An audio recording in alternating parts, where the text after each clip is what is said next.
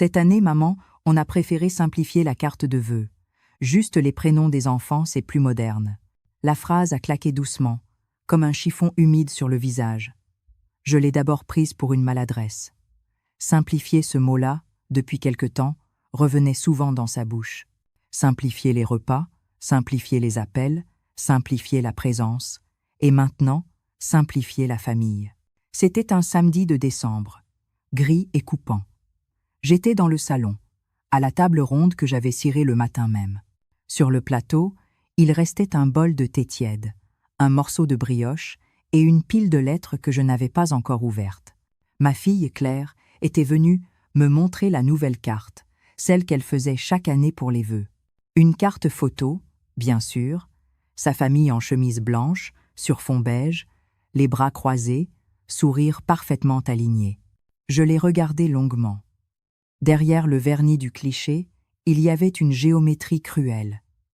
Elle, son mari, leurs 2 enfants, et le chien au premier plan.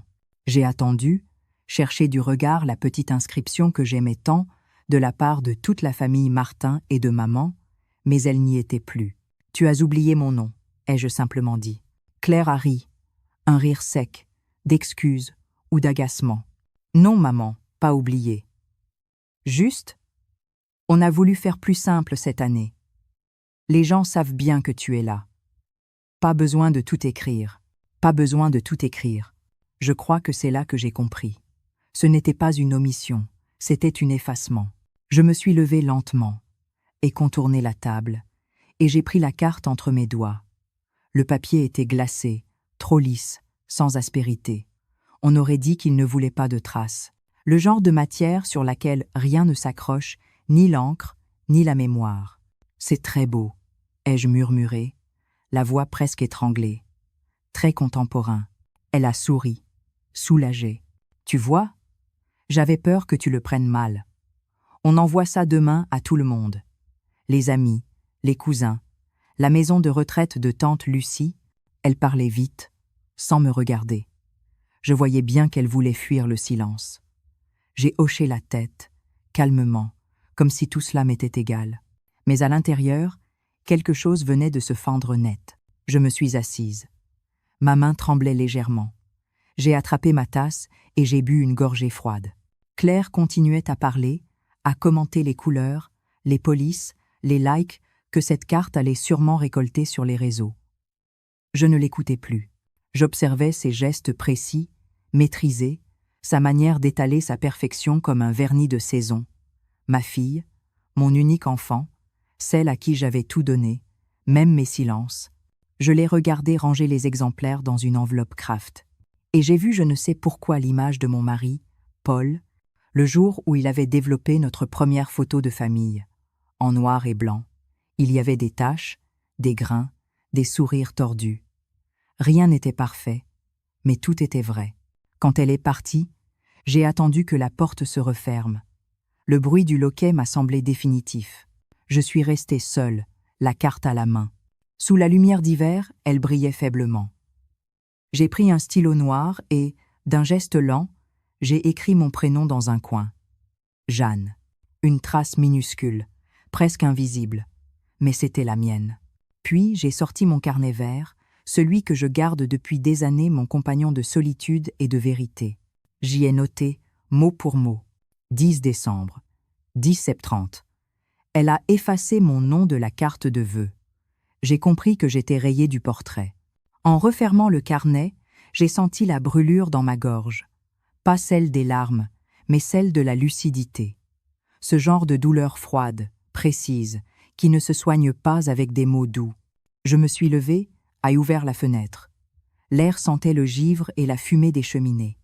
En bas, les enfants du voisin jouaient à faire des anges dans la neige. Leur rire montait comme des éclats de lumière. Je me suis demandé si, un jour, mes petits-enfants feraient encore des anges avec moi. Je me suis assise dans le vieux fauteuil de Paul, celui qu'elle trouvait dépassé.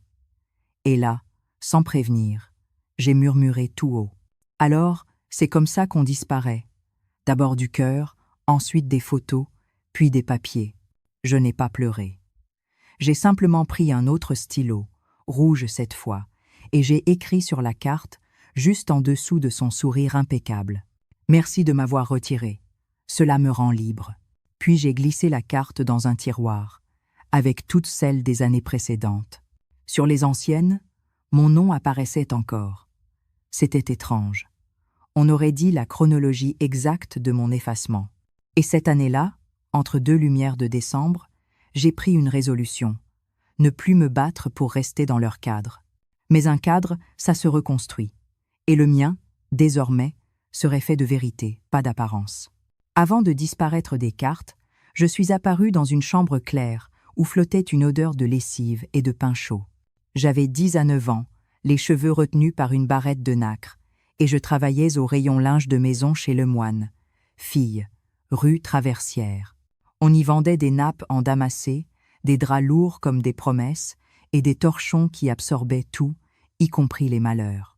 C'est là que Paul est entré, un samedi, pour acheter une nappe qui ne craint ni les taches, ni la vie, avait-il dit en souriant. Il n'était pas beau comme dans les films, mais il avait ce regard franc des hommes qui tiennent parole. Nous nous sommes mariés un printemps de lilas et de pluie. Paul était apprenti photographe chez M. Aubry, le studio de la place, celui où l'on venait se faire tirer le portrait pour les baptêmes et les communions. Il rentrait le soir avec des doigts tachés de révélateur et un enthousiasme de garçon. « Regarde, Jeanne, la lumière sur ce front, et ce pli au coin des lèvres, si vrai. » Je l'écoutais, fasciné par sa manière de sauver le monde dans un rectangle de papier. Nous n'avions presque rien, mais le presque rien n'avait le goût du tout. Nous avons trouvé un 2 pièces mansardé, où les poutres grinçaient comme des vieilles dames contentes d'être encore là. Je cousais des ourlets pour les voisines. Paul, lui, développait les photos tard dans la cuisine, la fenêtre ouverte pour que l'odeur s'en aille dormir chez les étoiles. Le dimanche, nous allions au marché aux puces, acheter des cadres ébréchés que Paul retapait avec application.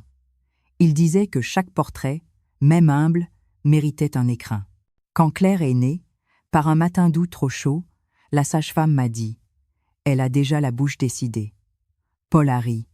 Alors, elle se fera entendre. Nous étions 2 pour la porter, 3 pour l'aimer. Tout fut réglé d'après elle. Nos économies, nos voyages, un seul, à Saint-Père-sur-Mer. Mais nous en avons parlé 20 ans, nos veilleuses, nos inquiétudes. Les nuits, quand Claire pleurait, Paul se levait, la berçait en marchant et murmurait « Chut, ma photo vivante !» Je les regardais, le cœur débordant d'une joie inquiète, cette sorte de bonheur dont on sait qu'il est fragile et qu'on le serre trop fort. Le studio a fini par être à Paul. Monsieur Aubry, devenu veuf, lui en céda les clés au terme de longues années fidèles.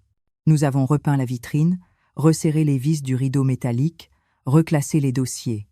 Baptême, mariage, promotion. Les gens entraient comme on entre à confesse. Devant l'objectif, ils déposaient un bout d'eux-mêmes et nous confiaient la mise au net. Paul avait le talent doux. Il faisait taire la nervosité, redonnait de la lumière au visage fatigué, demandait au couple de se regarder comme si personne n'avait encore su qu'ils s'aimaient. Je tenais la caisse, le stylo, l'agenda. On me voyait à peine sur les photos finales, mais j'étais partout dans les marges. J'apprenais à Claire la patiente précision. Une maison tient si on range d'abord les angles. Elle roulait les nappes dans l'armoire, je vérifiais les comptes la nuit, Paul tirait les derniers agrandissements au petit matin. C'était une géométrie de l'amour, chacun sa place, ses tâches, sa fatigue, sa fierté. Quand Claire a eu 10 ans, j'ai cessé les ourlets du soir pour l'accompagner dans un collège plus loin. Elle lira mieux le monde si on l'y conduit tôt, disait Paul. Nous avons acheté des livres à la brocante, monté une étagère de fortune et mis de côté pour ses cours de piano. Les mois difficiles ne manquaient pas, mais le froid reculait devant le four quand j'y faisais le gratin de pommes de terre et que Paul racontait les clients du jour. Une vieille dame au manteau violet, superbe, qui voulait une photo, avant de partir, elle a dit comme ça. Et j'ai compris qu'elle parlait de la grande valise. Il y eut des étés clairs. Nous partions 3 jours vers la mer, revenir déjà heureux de rentrer. Et puis, des hivers exigeants. La chaudière qui rend l'âme, les commandes minces, les impôts trop épais. Nous partagions les trouilles comme d'autres partagent le vin. Un soir, Paul a dit, sans lever les yeux, « Si je pars avant toi, promets-moi de ne jamais laisser quelqu'un te rapetisser. » J'ai ri pour chasser sa gravité. Il a insisté, alors j'ai promis. Paul est parti trop tôt. Un malaise étrange, le silence dans l'atelier, un jour sans rendez-vous. J'ai appris que le monde pouvait se renverser sans un bruit. Le studio, j'ai essayé de le garder. Par fidélité, mais l'époque changeait. Les téléphones se faisaient photographes à notre place, et j'ai compris que certaines batailles ne se gagnent pas. Elles se saluent. J'ai fermé la boutique un lundi de pluie, j'ai vendu l'enseigne et donné les cadres. J'ai gardé seulement la vieille chambre noire et la lampe rouge pour la mémoire. Claire, elle, avait grandi. Elle réussissait bien, organisée, méthodique, brillante. Sa bouche décidée était devenue langue précise. Elle aimait l'efficacité, les plannings, les repas optimisés. Elle a épousé Antoine, un garçon correct, qui parlait d'objectifs à atteindre comme on parle de montagnes à déplacer. Leur vie s'est ordonnée dans une suite de cases correctement cochées. Prêt immobilier, promotion, activité des enfants. J'étais fière, vraiment, et reconnaissante d'être invitée à leur dimanche. Puis la mode des cartes de vœux professionnelles a commencé. On ne signait plus « Je vous embrasse », mais nous vous souhaitons réussite. Les photos devenaient cliniques, plus rien ne dépassait. Pas de mèche folle, pas de sourire qui dérape, pas de main qui serre trop fort. J'y apparaissais encore, au début dans un coin, Mamie Jeanne, un peu floue, et ça m'allait. La famille, ce n'est pas toujours l'axe central. Parfois, c'est l'arrière-plan qui donne la profondeur. Et puis, doucement, par souci de modernité, je me suis tenue hors champ. C'est mieux pour toi, tu détestes poser. On fera une autre photo plus tard. Juste nous quatre. Tu sais, les gens ne comprennent plus les grandes tribus. Ça fait brouillon. J'ai consenti, par délicatesse, par fatigue aussi. J'avais appris à me retirer pour laisser place aux jeunes. C'est une danse ancienne. Jusqu'au jour de décembre, où Claire est venue avec la carte nouvelle. Lisse, impeccable, sans moi. Et j'ai senti un fil remonter le temps. Paul à la chambre noire, sa voix me disant de ne pas me laisser rapetisser. Moi qui range les angles pour que la maison tienne. La vieille dame au manteau violet qui voulait une photo avant la grande valise. L'effacement n'était pas une fatalité. C'était un choix qu'on finit par laisser faire aux autres si on ne s'écoute plus. Je me suis revue jeune, barrette de nacre, vendant des nappes lourdes comme des promesses. J'ai pensé à toutes les tables que j'avais dressées, à tous les rires soignés, à toutes les peines repliées dans les torchons. Je n'étais pas seulement une invitée tardive sur la photo, j'étais le cadre invisible qui l'avait rendu possible. Et quelqu'un, quelque part, venait de décider que le cadre n'était plus utile. Alors, ce soir-là, j'ai ressorti un vieux cliché en noir et blanc. Paul me regardait comme si j'allais rire, et j'ai compris que, s'il restait une photo à sauver, ce serait celle que je reprendrais moi-même. Les signes du rejet arrivent toujours déguisés.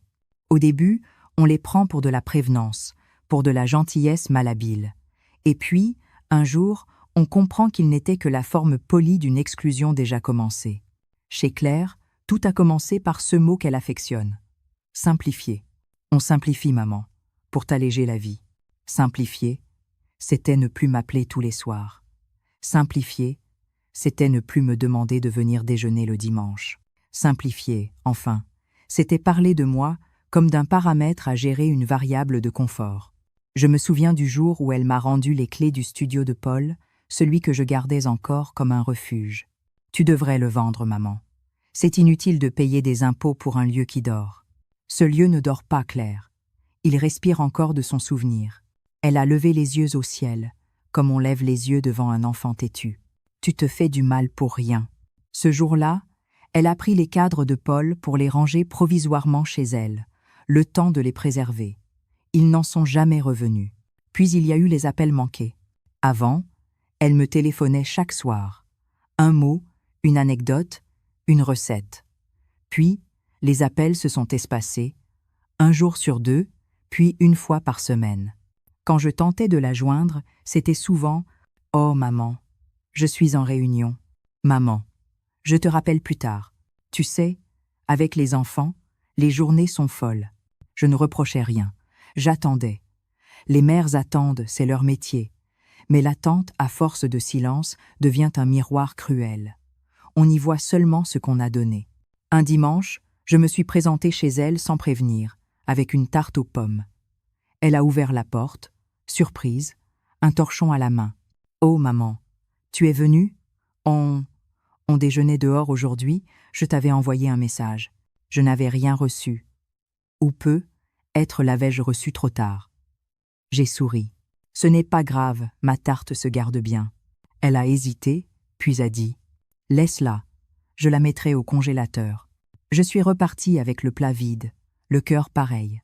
Les petites humiliations, elles, ne s'annoncent jamais franchement. Elles s'installent dans les phrases neutres, dans les gestes bien intentionnés. « Tu devrais te reposer, maman, tu fatigues vite. On t'a pris un cadre plus confortable à table, tu comprendras. Ne te déplace pas pour rien, on t'enverra des photos. » Et chaque fois, je disais merci. Parce que dire merci, c'est la dernière défense des femmes qu'on efface lentement. Un soir, j'ai surpris une conversation entre Claire et son mari. Il ne m'avait pas vue.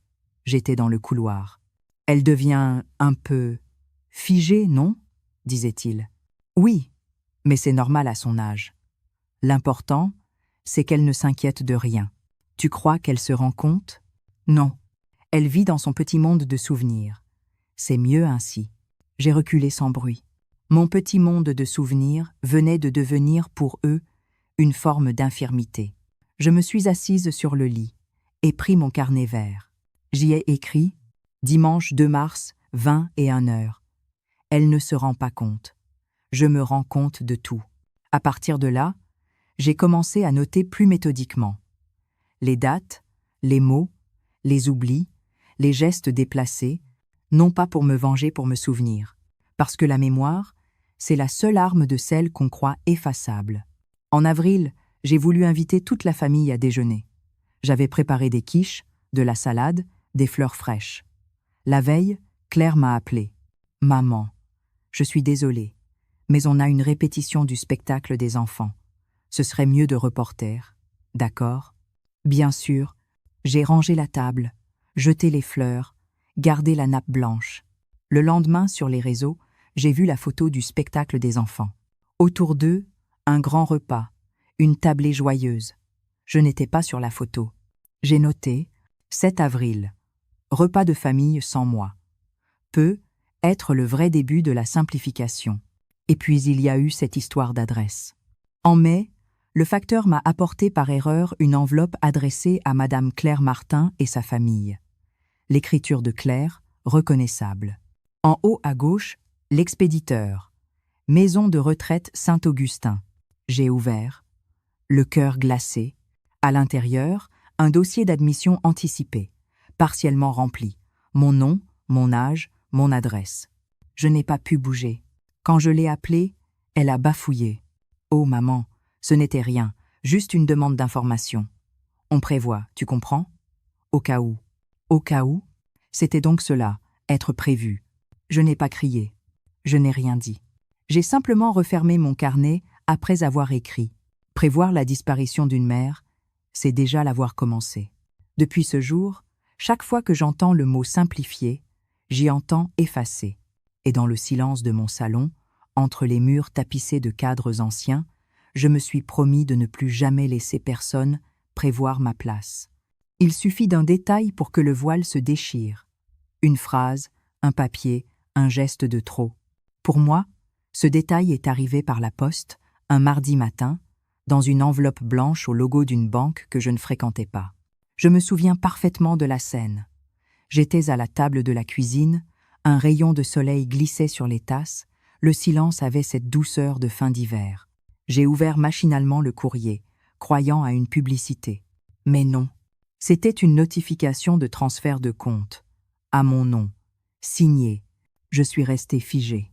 Le document annonçait l'ouverture d'un compte joint entre Madame Jeanne Martin et Madame Claire Dubois, ma fille. Sauf que je n'avais jamais signé ça. J'ai relu plusieurs fois. Mon prénom, mon nom, mon adresse. Et en bas, une signature, une imitation grossière, un jeu trop arrondi, un M qui tremblait comme une enfant jouant à imiter sa mère. Mon cœur battait si fort que j'ai dû m'asseoir. Le papier tremblait dans ma main. Il n'y avait plus de doute possible. On ne me simplifiait pas la vie. On la préparait sans moi. Je suis resté longtemps immobile. J'ai repensé à la carte de vœux, à la tarte refusée, au dîner annulé, à cette phrase. C'est mieux pour toi. Et j'ai compris que tout cela n'était pas seulement du désamour, mais une stratégie, discrète, efficace, implacable. Il m'effaçait d'abord du portrait, puis des comptes, puis des murs. L'après-midi, j'ai pris le bus pour aller à la banque. La jeune conseillère, nerveuse, a feuilleté les documents, puis a pâli. « Madame Martin, cette signature ne semble pas…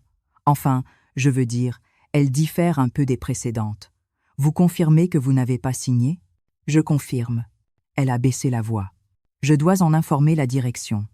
Et je vous conseille de déposer un signalement pour falsification. » J'ai hoché la tête. Calmement. Mais à l'intérieur, un volcan se remettait à vivre. Avant de partir, j'ai demandé une copie de tout le dossier. J'ai rangé les feuilles dans mon sac, entre un mouchoir et une photo jaunie de Paul. Sur le trottoir, le vent me giflait le visage, mais j'avais l'impression de respirer à nouveau.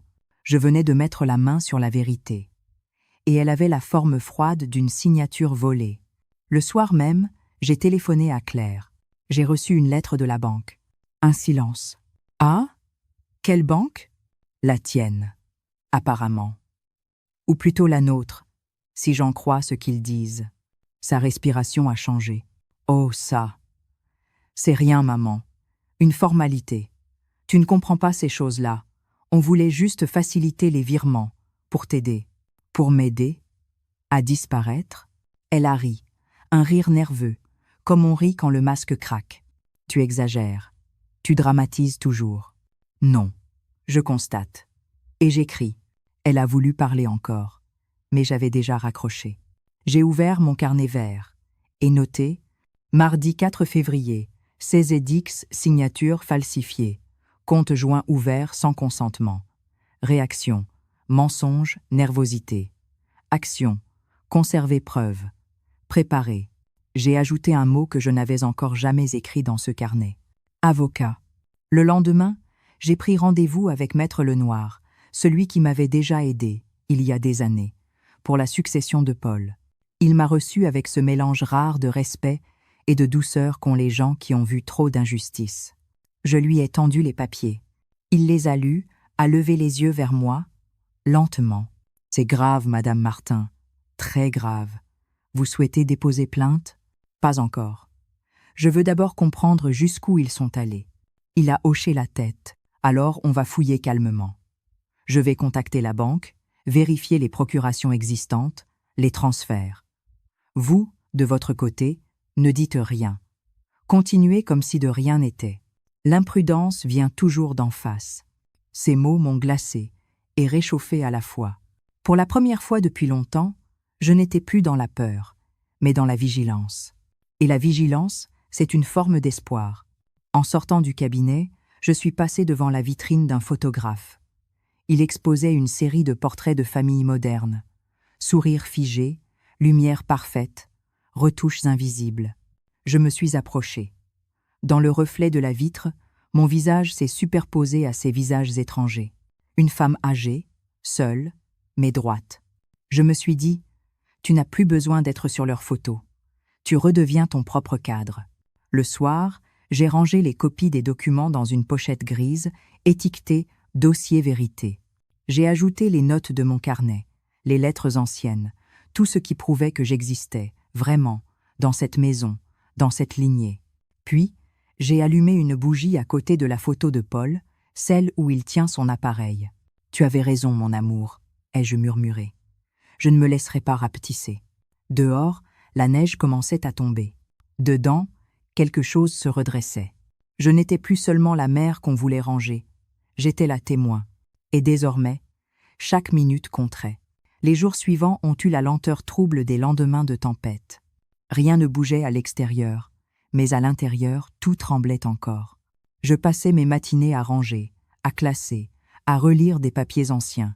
Non pas par nostalgie, mais pour reprendre la mesure de mon existence écrite. Actes, quittances, lettres de Paul, photos jaunies, bulletins d'assurance vie. Chacun de ces papiers portait ma signature, ma trace, ma vérité, celle qu'on avait voulu effacer. J'ai compris que ce qu'ils avaient tenté de voler n'était pas seulement de l'argent, c'était ma légitimité, mon droit d'être le point d'origine de leur histoire. Et ce que je ressentais n'était plus de la douleur. C'était une lucidité froide, une clarté presque violente. Les nuits, je dormais peu. Je me réveillais vers 3 heures, toujours à la même heure, avec la même question. Où ai-je commencé à me taire? Je faisais chauffer de l'eau, je buvais lentement, assise face à la fenêtre. Le silence du quartier avait quelque chose d'immense. On entendait seulement le vent frotter contre les volets. C'était dans ces heures suspendues que les pensées les plus nettes me venaient. Je revoyais ma vie comme une pellicule que l'on rembobine. J'ai compris que, depuis la mort de Paul, j'avais laissé ma fille organiser tout pour m'aider.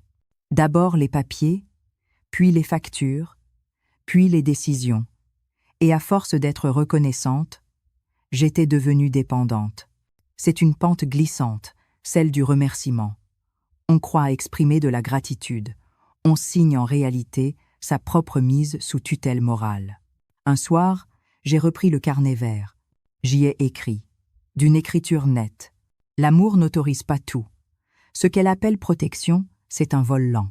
J'ai fermé les yeux, et j'ai revu le visage de Claire enfant, les boucles brunes, les joues tachées de confiture, ses yeux grands ouverts quand elle disait « Je veux faire comme toi, maman ». Où s'était perdu ce regard? Comment la tendresse avait-elle muté en contrôle? Je n'avais pas de réponse, mais je savais une chose. Si je voulais sauver ce qui me restait d'elle et de moi, il fallait que la justice passe avant le pardon. Le lendemain, j'ai reçu un appel de Maître Lenoir. « Madame Martin, j'ai avancé dans mes vérifications. Votre fille a demandé plusieurs devis pour une gestion successorale anticipée. Cela figure dans les échanges de la banque. Je crains qu'elle prépare une transmission partielle de vos biens, comme si vous n'étiez déjà plus là. » Je n'ai rien dit. J'ai simplement murmuré. « Je suis encore là, maître. Et je compte bien le prouver. » Il a soupiré doucement, admiratif. « Alors il est temps de rédiger votre testament officiel et de notifier la révocation de toute procuration. Vous viendrez demain? » Oui. Demain matin, j'ai raccroché. Et j'ai pleuré, pour la première fois depuis des mois. Pas des larmes de faiblesse, non. Des larmes de décantation.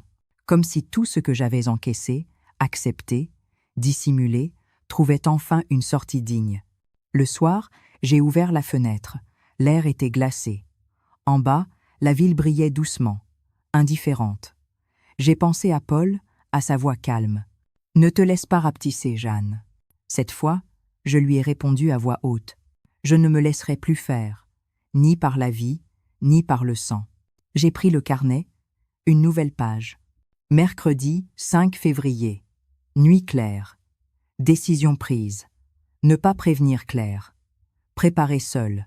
Le silence n'est pas faiblesse, c'est l'espace où se construit la riposte. Puis j'ai commencé à réfléchir à la suite. J'avais besoin d'ordre, de preuves, de stratégie. J'ai trié mes dossiers. Maison, compte, assurance, testament, souvenirs. J'ai pris des photos de chaque papier, les ai sauvegardées sur une clé USB que j'ai glissée dans un pot à sucre vide, sur la 3e étagère. On m'avait volé ma confiance. Je reprenais la propriété de ma prudence. Le lendemain, je suis allé chez le notaire. Dans son bureau, l'air sentait le cuir et le café. Maître Delaunay m'a accueilli avec bienveillance. « Vous voulez refaire votre testament ? » « Oui. Et m'assurer que personne ne puisse agir sans moi. » « Très bien. Nous allons le rédiger ensemble. Je vous conseille aussi de rédiger une clause de sauvegarde. Si jamais quelqu'un tente d'agir sans votre consentement, tout sera automatiquement bloqué. » J'ai hoché la tête. J'aimais ce mot. Sauvegarde. Il résonnait comme un refuge après des années de dépossession. En sortant, j'ai marché longtemps sur les quais. Le vent était fort, mais je me sentais solide. J'avais retrouvé un poids, celui de ma propre vie. Je me suis arrêtée au kiosque à journaux, à y acheter un carnet neuf, bleu cette fois. En rentrant, j'ai inscrit la première phrase. Ce carnet ne servira pas à noter les blessures, mais les reconquêtes. Le soir, j'ai posé les 2 carnets côte à côte, le vert, témoin de mes silences, le bleu, promesse de mes reprises. 2 couleurs, 2 Jeanne. Je n'avais plus peur. Je savais que la suite ne serait pas douce, mais qu'elle serait juste. Et quand, à minuit, le téléphone a vibré un message de Claire. « Maman, tout va bien, tu ne m'appelles plus. » J'ai simplement souri. Non, je ne l'appelais plus, parce qu'à force d'écrire, j'étais redevenue celle qu'on doit rappeler. La vengeance, quand elle est juste, ne se prépare pas dans la colère, mais dans le calme. Et le calme, je l'avais enfin retrouvé. Pendant que Claire croyait m'avoir reléguée à mes tisanes et à mes souvenirs, je construisais, pierre après pierre, le mur invisible de ma défense. Chaque matin, j'avais le même rituel. Thé vert, carnet bleu et la liste des démarches à accomplir. Pas de fureur, pas de hâte, juste une méthode. La première étape fut la banque. J'y suis retournée avec Maître Lenoir. Le directeur, un homme élégant au sourire administratif, a fait venir le dossier.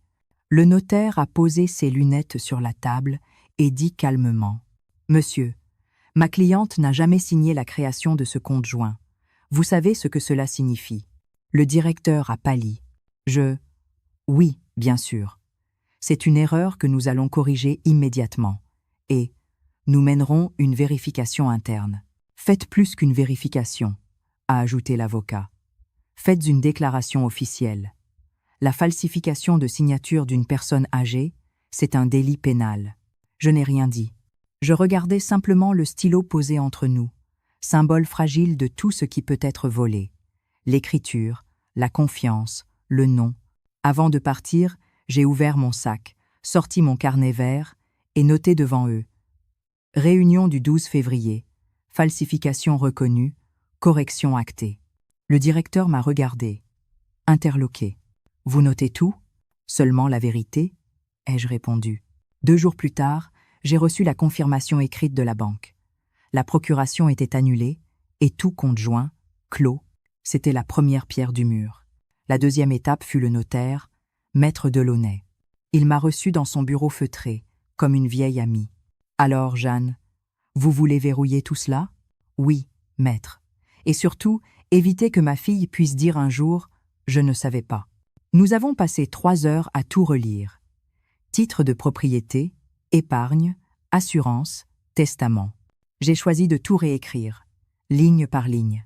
Je voulais que chaque mot, chaque virgule, porte ma signature, la vraie. À la fin, il m'a tendu la plume. Je l'ai prise sans trembler. En signant, j'ai senti ma main redevenir ferme, comme dans mes années de travail au studio. Une main qui décide, une main qui existe. Quand tout fut scellé, le notaire a ajouté « Je vais conserver un double de chaque document dans notre coffre. Et un autre exemplaire sera remis à votre avocat. Vous serez désormais intouchable, Jeanne. » « Non, maître, » ai-je murmuré. Juste visible. Le soir, j'ai ouvert mon carnet bleu. 14 février. Testament refait, comptes séparés, preuves classées. L'amour ne protège plus, la loi oui. Le lendemain, j'ai continué mes préparatifs. J'ai photographié chaque papier important, chaque courrier suspect, chaque signature douteuse. J'ai scanné les fichiers sur une clé USB que j'ai glissée dans un bocal à farine, sur la 3e étagère, derrière le sucre glace. Je souriais en pensant à la tête de Claire si elle savait. Puis, j'ai appelé mon vieil ami Henri Lefebvre, l'ancien collègue de Paul au studio, celui qui savait tout réparer, même les injustices. Il vivait seul, non loin d'ici. Quand je lui ai raconté ce qui se passait, il a secoué la tête, abasourdi. « Ta fille ? » ?»« Mais enfin, Jeanne, oui. Ma fille. Mais tu sais, Henri, il y a des trahisons qui poussent lentement, comme des ronces. On ne les voit pas tant qu'elles ne saignent pas. » Il m'a serré la main. « Si tu as besoin de témoins pour tes papiers, compte sur moi. » Sa voix m'a ému. Paul aurait aimé savoir qu'un ami fidèle restait là, au bout du chemin. La dernière étape fut la lettre. Une lettre que j'ai dictée à Maître Lenoir, a envoyé le 20 décembre quelques jours avant Noël, presque 1 an après la fameuse carte de vœux. Une lettre simple, polie, mais tranchante. Madame, je vous informe que toute tentative d'agir sur mes biens, mes comptes ou ma succession sans mon accord formel constituera une fraude. Toutes les procurations passées sont révoquées. Je vous prie d'en prendre acte. Je vous souhaite malgré tout une fin d'année paisible. Signé Jeanne Martin. Aucune colère, juste le poids du droit. Quand Maître Lenoir m'a relu la lettre, il a levé les yeux vers moi. Vous savez, Madame Martin, on dit souvent que la justice se gagne au tribunal, mais parfois, elle se signe dans le silence. Oui, ai-je répondu. C'est une langue que je parle couramment maintenant. Je suis rentré chez moi avec la certitude tranquille que tout était prêt. Ma fille avait voulu me retirer de sa carte de vœux. Moi, j'avais gravé mon nom dans les archives de la loi. Ce soir-là, j'ai préparé un dîner simple, mis une nappe blanche, allumé une bougie devant la photo de Paul. « Voilà, mon vieux », ai-je murmuré. « Tu peux être fier de moi. J'ai arrêté de me taire. » Et quand, au loin, les cloches ont sonné 19 heures, j'ai ressenti une paix étrange. Ce n'était pas la fin d'une guerre. C'était le commencement d'un silence souverain. Le courrier est parti un lundi matin, dans le froid sec de décembre. Une enveloppe beige, simple, sans cachet doré ni fioriture, adressée à Madame Claire Dubois, timbrée à mon nom. Je l'ai vue disparaître dans la fente de la boîte aux lettres de la poste, comme on ferme un chapitre avec élégance. Je n'ai rien dit à personne. J'ai simplement attendu. L'attente, à mon âge, est une discipline qu'on maîtrise jusqu'à la perfection. 3 jours plus tard, le téléphone a sonné. Numéro connu, Claire. Je n'ai pas répondu. Le répondeur s'est déclenché, et sa voix s'est déversée, précipitée, étrangère. « Maman, j'ai reçu ta lettre. C'est quoi, cette histoire? Tu fais intervenir un avocat maintenant? Mais pourquoi? On aurait pu se parler, comme des gens normaux. » Un silence, puis un souffle nerveux. « Tu veux me punir? Tu me fais passer pour une voleuse? Tu sais bien que je voulais juste t'aider. Juste t'aider. » Toujours cette phrase, comme un couperet enveloppé de velours. Je n'ai pas effacé le message. Je l'ai écouté plusieurs fois, calmement. Chaque mot, chaque inflexion, me rappelait combien elle détestait qu'on lui échappe. Le soir, un second appel. Je l'ai laissé sonner. Puis un troisième. Le lendemain matin. Enfin, un SMS. « Maman, je passe demain matin, on va régler ça. Tu n'as pas besoin d'avocat entre nous. » Je suis resté longtemps à regarder ce message. Entre nous, comme si ce nous existait encore. J'ai téléphoné à Maître Lenoir. Elle veut venir. Laissez-la venir, Madame Martin. Mais pas seule. Je passerai un peu avant, pour déposer les dernières pièces et rester dans le coin. Si elle élève la voix, vous n'aurez qu'à rester assise. Les mots violents se détruisent d'eux-mêmes face au calme. J'ai souri. C'était exactement ce que Paul aurait dit. Le lendemain, j'ai ouvert grand les volets. J'ai allumé la lumière du salon, préparé la table, 2 tasses, une carafe d'eau, mon carnet bleu et le dossier gris bien fermé devant moi. À 9 heures pile, la sonnette a retenti. Claire était là, manteau sur les épaules, mâchoire serrée, téléphone à la main comme une arme. « Alors, tu m'expliques ?» Je l'ai fait entrer, sans un mot. Elle s'est assise, a posé son sac avec fracas. « Tu veux m'humilier ? Tu veux que tout le monde sache que ta fille t'a volé? C'est ça ton cadeau de Noël ?» Je n'ai pas répondu. J'ai seulement ouvert le dossier gris, lentement. Elle a vu les papiers. Lettre de la banque, acte notarié, révocation de procuration, courrier recommandé. Ses yeux ont vacillé. « Tu as tout fait sans me prévenir? Exactement comme toi, Claire. » Elle a blêmi. Le silence s'est installé, lourd, précis, presque judiciaire. J'ai parlé d'une voix calme, mesurée. « Tu as ouvert un compte à mon nom, sans mon accord. Tu as signé à ma place. Tu as appelé cela prévoir l'avenir. Moi, j'appelle ça falsifier le présent. Et le présent, vois-tu, m'appartient encore. » Elle a voulu répondre, mais aucun mot ne sortait. Alors j'ai ajouté doucement. « Tu voulais simplifier ma vie? Je l'ai fait. Plus de comptes conjoints, plus de dépendance, plus rien à simplifier. » Elle a posé sa main sur son front. Maman, tu dramatises. C'était une erreur, un malentendu. Je voulais t'aider, tu le sais. Je ne le sais plus, Claire. Puis je me suis levée et pris la carte de vœux de l'année dernière dans le tiroir, celle où mon nom avait disparu. Je l'ai posée devant elle. Tout a commencé là, tu te souviens, quand tu as effacé mon nom. Tu croyais que c'était un détail, un oubli, mais c'était une déclaration. Je l'ai entendue. Elle a baissé les yeux. Un instant, j'ai cru voir la petite fille d'autrefois, celle qui dessinait des cœurs sur les coins de table. Mais non. Devant moi, il n'y avait plus qu'une femme piégée par ses propres mensonges.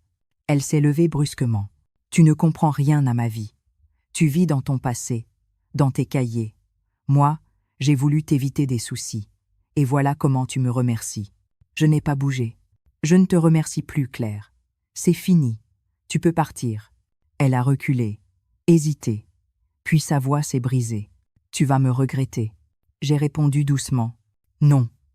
Toi, peut être. Elle est partie, la porte claquée. 1 heure plus tard, Maître Lenoir a appelé. Tout s'est bien passé? Oui, ai-je dit. Le piège s'est refermé sans bruit. Il a souri à travers le téléphone. Alors vous avez gagné, Madame Martin. Pas devant un tribunal, mais devant la vie. J'ai regardé autour de moi. Le salon était calme, lumineux, le dossier gris fermé sur la table, comme une pierre tombale sur une illusion. Je n'étais pas fière, ni victorieuse. Juste debout, le soir, j'ai écrit dans mon carnet bleu. 17 décembre. Elle a voulu parler. J'ai écouté le silence. Le pouvoir change de main quand la parole ne tremble plus. Puis j'ai ajouté. Ne pas répondre. Ne plus justifier. Le calme est mon ultime adresse. J'ai rangé le carnet, préparé une soupe, ouvert la fenêtre. Dehors, la neige tombait lentement. Elle effaçait les traces sur le trottoir, pas pour les faire disparaître, mais pour recommencer une surface neuve.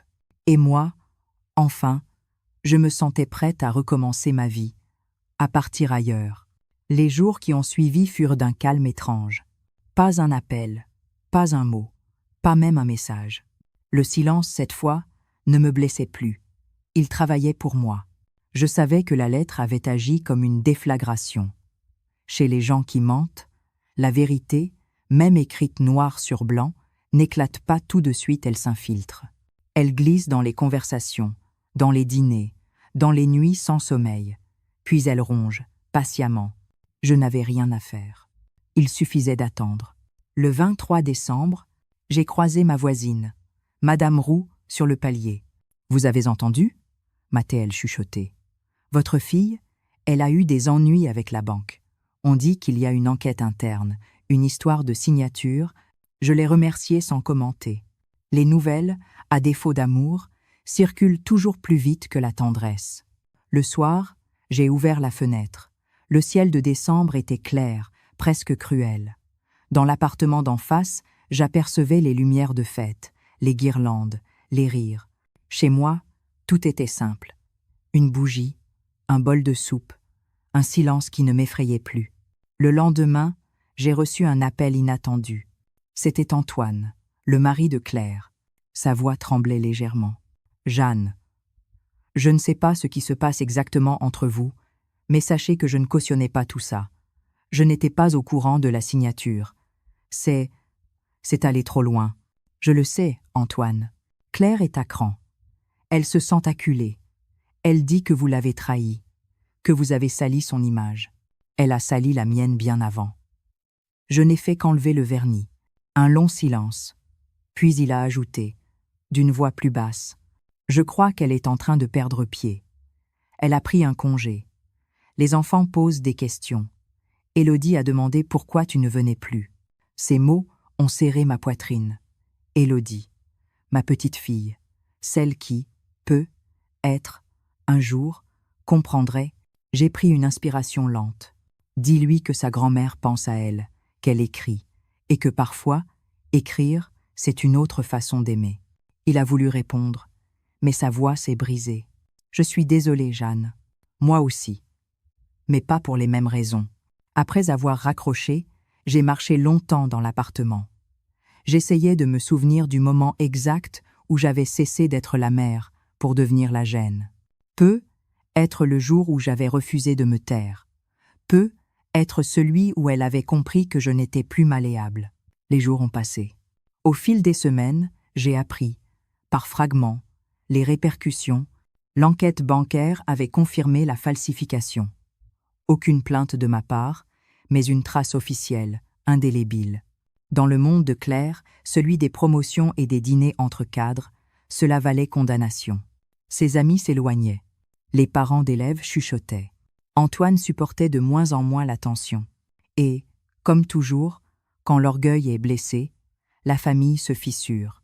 Un soir, en février, la sonnette a retenti. J'ai ouvert. Antoine se tenait là, les traits tirés, les mains dans les poches. Elle est partie chez sa sœur, à Lyon. Elle voulait faire une pause. Je n'ai pas bougé. Il a ajouté. Je crois qu'elle cherche quelqu'un à accuser pour ne pas s'effondrer. Elle m'accusera, bien sûr. Oui. Mais ceux qui la connaissent savent. Ils voient bien que vous n'avez jamais crié, jamais menti. Je lui ai offert un café. Nous avons parlé peu. Avant de partir, il m'a tendu une enveloppe.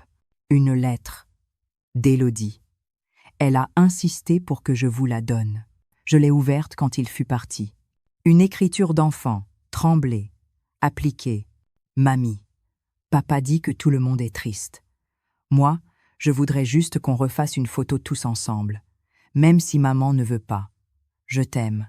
J'ai posé la lettre sur la table, les larmes montant sans bruit. Oui, les photos. Toujours les photos. Le portrait qu'on veut parfait, sans rides, sans ombre. Le portrait qu'on trahit à force de le retoucher. Je me suis assise dans le fauteuil de Paul. J'ai pensé à tout ce chemin parcouru. L'effacement, la falsification, la justice muette. Et je me suis dit que la vérité, elle aussi, finit toujours par faire son portrait. Les mois ont passé. J'ai appris que Claire avait perdu son poste.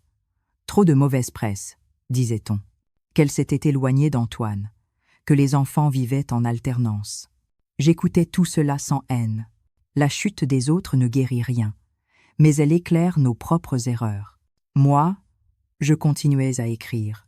Le carnet bleu se remplissait de phrases calmes, de constats, de poèmes parfois. Je n'écrivais plus pour me défendre, mais pour laisser une trace, au cas où Élodie voudrait un jour comprendre. Un matin de mars, j'ai reçu une enveloppe simple, sans timbre. À l'intérieur, une carte blanche, sans un mot. Juste une photo. Claire, seule, assise sur un banc, les yeux baissés. Derrière, une inscription manuscrite. Je sais maintenant ce que j'ai fait. Pardonne-moi si tu peux. Je n'ai pas répondu. Je n'en avais plus la force, ni le besoin. Je l'ai rangé dans le dossier gris, entre banque et testament. Parce que même les regrets méritent d'être classés. Ce soir-là, j'ai écrit dans mon carnet bleu. Le silence n'a jamais tué personne. Ce sont les mots mal dits, les promesses non tenues, les noms effacés qui tuent. Elle saura, un jour. Puis j'ai fermé le carnet, et pour la première fois depuis longtemps, j'ai dormi profondément. On ne renaît jamais tout à fait. On se relève lentement, sur les ruines de ce qu'on a compris trop tard. Au printemps, j'ai quitté la ville. J'ai vendu l'appartement, fermé les volets une dernière fois, et confié mes affaires à un déménageur qui avait l'air de comprendre le poids invisible des cartons. Je suis partie sans prévenir personne. Pas de message à Claire, pas de mots laissés sur la table. Juste un silence, bien plié, comme une lettre que l'on garde pour soi. Je suis arrivée dans un village côtier de Vendée, au bout d'une route bordée de champs et de vents. Une petite maison blanche, couverte d'iris et de lichen, m'attendait. Elle appartenait à une amie d'autrefois, Mireille, la veuve d'un marin que Paul avait photographié dans sa jeunesse. Elle m'avait écrit en hiver. « Si un jour tu veux respirer autrement, ma porte est ouverte. » Ce jour-là était arrivé. La mer n'était qu'à 10 minutes à pied. Le matin, j'y descendais avec mon thermos de café, mon carnet bleu et un vieux châle. Je m'asseyais sur un rocher, regardais les vagues frapper les digues, et je sentais la paix se déposer en moi, grain par grain. Ici, personne ne savait qui j'étais. On m'appelait Madame Jeanne, simplement. Je parlais peu. On me souriait beaucoup. Et cela suffisait. Peu à peu, J'ai repris goût à ces petites choses que la vie de famille m'avait volées. Choisir l'heure de mon repas. Lire au lit, sans qu'on me dise « tu devrais dormir ». Dépenser sans devoir justifier. La liberté, à mon âge, a le goût du café tiède au bord de la mer et du linge qui sèche lentement au vent. Un matin, la boulangère m'a demandé « Vous êtes de passage ?»« Non », et je souris. Je suis arrivée enfin. Chaque jour, j'écrivais un peu. Pas sur Claire, pas sur la douleur, sur la lumière, sur les oiseaux, sur le pain qui gonfle, sur les femmes qui tiennent. Je remplissais le carnet bleu, comme on répare un mur fissuré, doucement, sans hâte. En mai, j'ai rencontré un homme, Paulin, ancien libraire, retraité depuis longtemps, passionné de poésie. Nous nous croisions au marché. Un jour, il m'a offert un petit livre de René Char.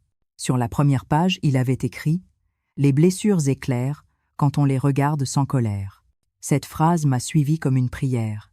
Nous avons commencé à marcher ensemble, le long du port. Nous parlions peu, beaucoup du passé, un peu du présent, jamais de l'avenir. Il m'a raconté la mort de sa femme, la solitude qui creuse sans prévenir. Je lui ai raconté, en quelques phrases sobres, ma carte de vœux effacée. Il a juste dit « C'est toujours sur le papier que les gens montrent ce qu'ils pensent vraiment. » Avec lui, je n'avais pas besoin de jouer à la mère exemplaire ni à la femme forte. Je pouvais redevenir quelqu'un de simple, d'exact, d'humain. Un soir, il m'a dit « On ne répare pas les liens qui nous ont blessés. On apprend juste à marcher sans eux. » J'ai répondu « Alors je crois que je marche enfin. » L'été est arrivé. Les enfants du village m'appelaient Mamie Jeanne, même ceux qui n'étaient pas à moi. Je leur apprenais à observer les reflets de la mer dans les flaques, à écouter le vent comme on écoute un secret. Un après-midi, Élodie est apparue. Oui, ma petite fille, seule, timide, avec un sac à dos et un carnet dans la main. Elle avait 12 ans. Papa m'a laissé venir. Il a dit que ça me ferait du bien de te voir. Je n'ai pas bougé. Je craignais qu'un mot brusque ne brise le fil ténu de cette présence. Elle a regardé autour d'elle, émerveillée. C'est beau ici. Tu n'as plus peur d'être seule ? Non, ma chérie. Parce qu'ici, je ne suis pas seule. Je suis avec moi-même. Elle a ri doucement. Nous avons marché jusqu'à la mer. Elle a ramassé des coquillages, m'a tendu le plus lisse. Tiens, pour remplacer ton nom qu'ils ont oublié sur la carte. Je n'ai pas pu parler. Je l'ai serré dans mes bras. Longtemps. Les 3 jours qu'elle a passés ici furent une bénédiction. Elle a écrit dans mon carnet bleu « Mamie, j'ai compris. Le silence, c'est comme la mer. Ça semble vide, mais c'est plein de choses vivantes. » Mamie, quand elle est repartie, j'ai pleuré. Mais pas de chagrin, de reconnaissance. Parce que, dans sa petite main, elle emportait la mémoire de ce que j'avais voulu sauver. La dignité, la transmission, la lumière. Depuis, je vis lentement. Je couds, j'écris, je cuisine. Parfois, Paulin vient dîner. Parfois, je reste seule à regarder la mer changer de couleur. Je ne cherche plus à être comprise. Je préfère être en paix. Je reçois parfois des lettres de Claire. Courtes, polies, neutres. Je les lis, puis je les range dans une boîte sans réponse. Un jour, peut-être, j'aurai la force de lui pardonner. Mais pas encore, pas complètement. Car ici, face à l'horizon, j'ai appris qu'on ne se venge pas en criant, ni en punissant. On se venge en vivant et en écrivant. Le vent de la mer a une façon particulière de parler aux vieilles femmes. Il ne murmure pas des souvenirs, il les trie. Il garde les bons, il emporte les autres. Je suis assise sur le banc de bois, face à l'océan, mon carnet bleu sur les genoux. Le papier s'est gondolé, à force d'air salé. À côté de moi, une tasse de café refroidie, obstinée à témoigner de ma lenteur. Je regarde le ciel changer de couleur et je pense à toutes les choses qu'on m'a prises. Mon nom sur une carte, ma place à table, mes illusions de mère parfaite. Et je pense aussi à tout ce que j'ai repris. Mon droit de choisir, mon temps, ma voix. Je ne suis pas devenue héroïque. Je suis devenue Claire. C'est différent. Il m'arrive encore de revoir la photo, celle de la carte de vœux, la fameuse. Je la garde, pliée dans une enveloppe. Je la regarde parfois, non plus avec colère, mais avec une étrange tendresse lucide. Sur cette image, ils sourient tous. Claire, Antoine, les enfants, le chien. Moi, je n'y suis pas. Mais désormais, je sais. Être absente d'une photo ne signifie pas être absente de l'histoire. C'est seulement une autre manière d'exister, hors du cadre qu'ils ont choisi. Je me souviens d'une phrase que Paul répétait souvent, en essuyant ses lentilles de photographe. Ce qui fait la beauté d'une image, ce n'est pas ce qu'on voit, c'est ce qu'on devine. Être que c'est ça, au fond, la dignité. Continuer à exister dans ce qu'on devine de nous. Les lettres de Claire, j'en reçois encore, de temps en temps. De plus en plus sobre. Elle ne demande plus pardon, elle raconte. Les enfants grandissent, Antoine va mieux. Elle a trouvé un emploi à Lyon. Il n'y a plus de reproches, plus d'effets de manche, seulement des phrases simples, presque maladroites. Je sens, à travers les mots, la fatigue d'une femme qui a trop voulu maîtriser. Je n'y réponds pas. Pas encore. Je ne veux pas gâcher le travail du silence. Parfois, le soir, je relis les premières pages de mon carnet vert, celui d'avant la tempête. Les phrases tremblées, les blessures consignées, la colère comprimée. Puis j'ouvre le bleu, celui des jours nouveaux. Entre les deux, il y a une vie entière. Celle d'une femme qui a cessé d'être décorative pour redevenir souveraine. Je pense souvent à Élodie. Elle m'écrit tous les mois. Des lettres pleines d'enthousiasme, des dessins, des poèmes. Elle signe toujours. Pour Mamie Jeanne, la vraie. Ces mots-là suffisent à remplir tous les cadres qu'on m'avait retirés. Il y a des après-midi où je marche jusqu'au cimetière marin, là où repose le mari de Mireille. Je ne vais pas prier. Non. Je vais déposer mes pensées comme on dépose des galets. Un pour Paul, un pour la mère que j'ai été, un pour celle que je suis devenue. Et parfois, un dernier, pour Claire. Un galet gris, lisse, presque rond. Je le pose en silence, en me disant « Peut être qu'un jour, la mère te le rendra. » Je n'ai plus peur de la solitude. Elle est devenue une compagne solide, un fauteuil qu'on connaît bien. Je vis lentement, mais pleinement. J'écris encore, j'aide parfois à la bibliothèque du village. Les enfants du coin viennent m'écouter raconter des histoires de mamies courageuses. Ils rient sans savoir que la mienne en fait partie. Hier, j'ai croisé Paulin sur le port. Il m'a dit « Vous écrivez toujours ?» « Oui. Un peu moins pour me défendre. Un peu plus pour transmettre. Et qu'écrivez-vous, ces temps-ci ? Que le pardon ne s'impose pas. Il arrive quand on n'a plus besoin de justice. Il a hoché la tête. Alors vous y êtes presque, Jeanne. Le soir, j'ai écrit dans mon carnet. Il reste une seule forme de vengeance qui ne détruit personne. Vivre sans rancune. La mer était haute. Je me suis approchée. Le vent soulevait mon foulard. J'ai senti la force tranquille de l'eau. Cette constance qui n'a besoin de personne pour exister. J'ai pensé, voilà, c'est ainsi qu'il faut être, à la fin, comme la mer. Présente, immense, indifférente aux vagues qui passent. En rentrant, j'ai rallumé ma lampe, relu mes propres mots, et j'ai su que l'histoire était terminée. Pas refermée dans la douleur, mais scellée dans la clarté. Je n'ai plus besoin de cadre, ni de carte de vœux, ni de nom en bas des photos. Mon existence, désormais, ne dépend plus du regard des autres. Elle s'écrit seule, ligne après ligne, dans la lumière de ce que je suis encore capable d'aimer, la vérité, la mer et le silence. Et ce soir, alors que le jour s'éteint sur la mer et que le vent siffle dans la cheminée, j'ai posé mon stylo et murmuré à voix haute, comme pour Paul, comme pour Élodie, comme pour toutes celles qu'on efface. Le silence peut aussi être une forme de justice.